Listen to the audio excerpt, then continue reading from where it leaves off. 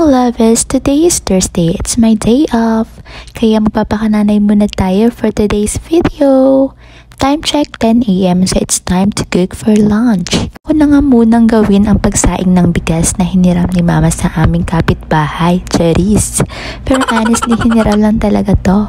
Hindi kasi sumakto yung bigas namin until anihan. Pero as of now, nagbibilad na kami ng palay para mapagiling na. Kasan ko na nga lang ito ng maigi, then nilagay na sa rice cooker. Sa ulam naman ay sinabawang isda / kosido ang aking lulutuin. Niready ko na nga itong mga sahog na kakailanganin. Ako na nga hiniwa itong bawang, sibuyas, at naghiwa na din ako ng konting sili para may kaunting sipa at pampagana na din.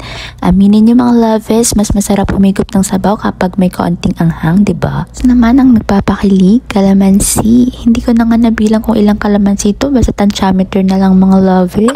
Naantay ko nga dyan yung talbos ng kamote na galing sa Kabanatuan. Huy, ang layo naman! Linisan ko na nga itong isda para later ready to cook na lang. Nga nito na talbos, agad ko na din hinugasan. Ang layo pa kasi ng pinanggalingan nito, for sure. Pagod to.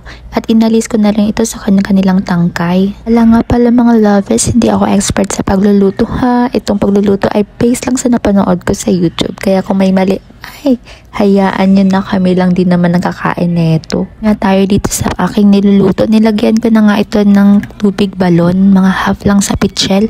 Nilagay ko na din ang bawang, asin at paminta na may stapler. Huy, di kasama yarn.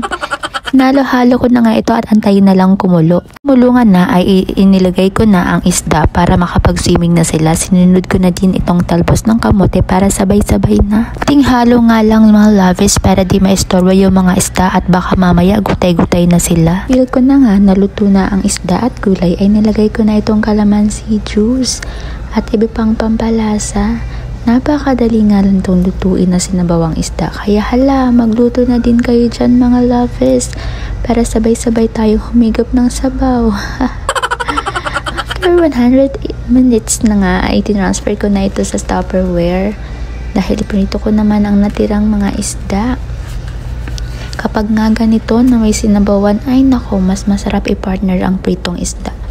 Habang nagpiprito nga ako dyan, ginagawa ko naman din ang panlaban kong sausawan.